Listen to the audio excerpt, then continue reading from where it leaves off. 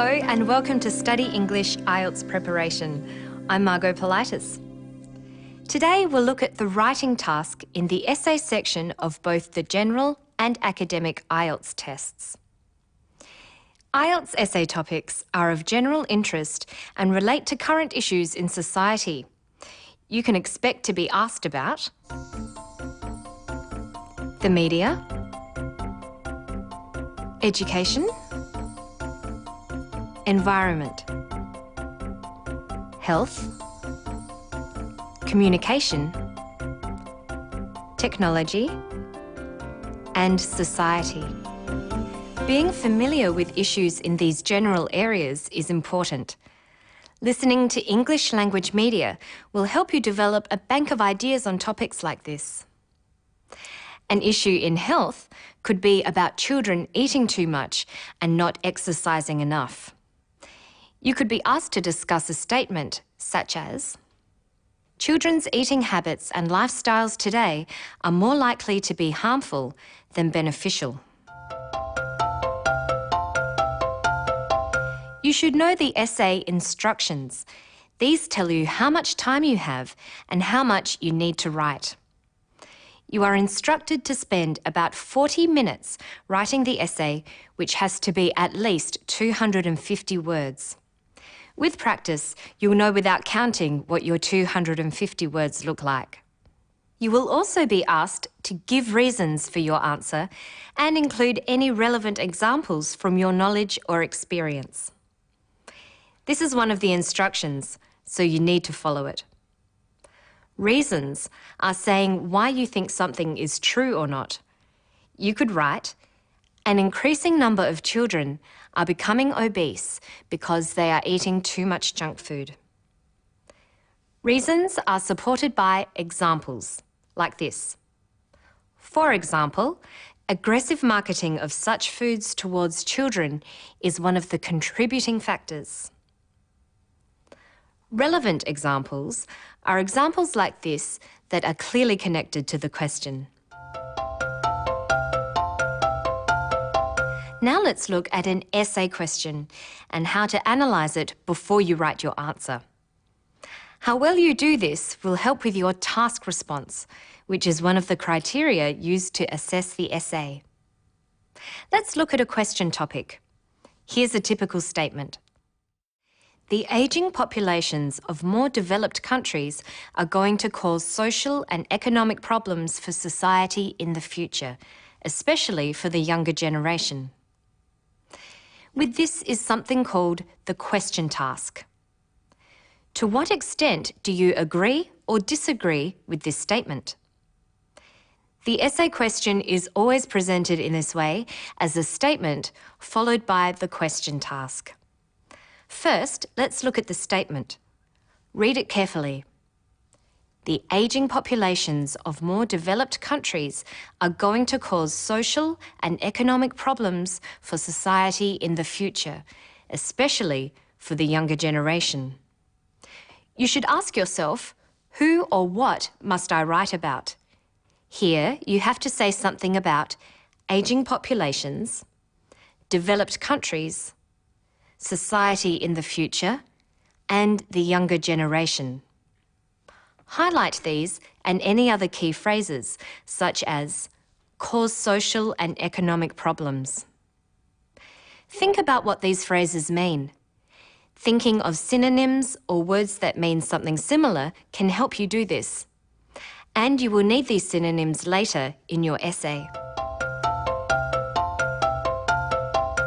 Synonyms for ageing populations are the elderly, retired people, the aged, and pensioners.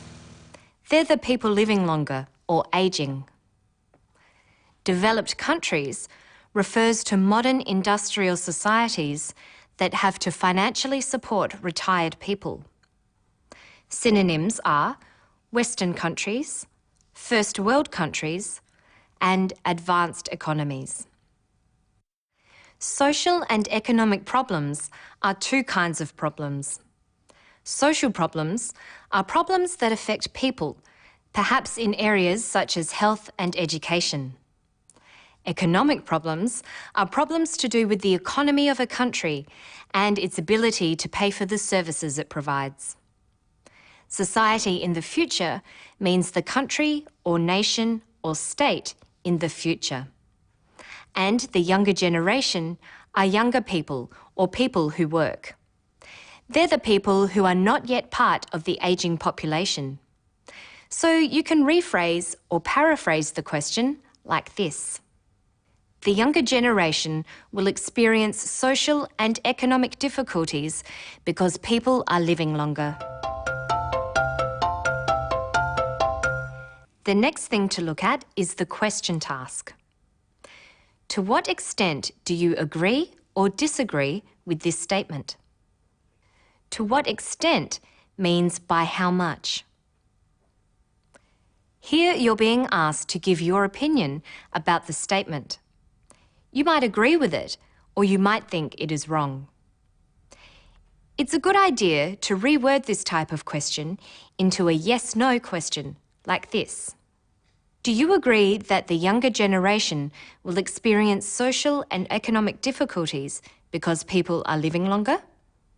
Yes or no? You could think, yes, I agree completely, or perhaps, yes, I agree with some of this, but disagree with other parts of it. But keep in mind that asking how much you agree or disagree tests your ability to look at two sides of an issue and present a balanced argument. Even if you say yes and agree completely, you still have to look at the other side of the argument and think about why someone would disagree. You would need to write 2 body paragraphs in an essay of this type, one saying what you agree with and one saying what you disagree with. In the conclusion of your essay, you would state your position on the topic.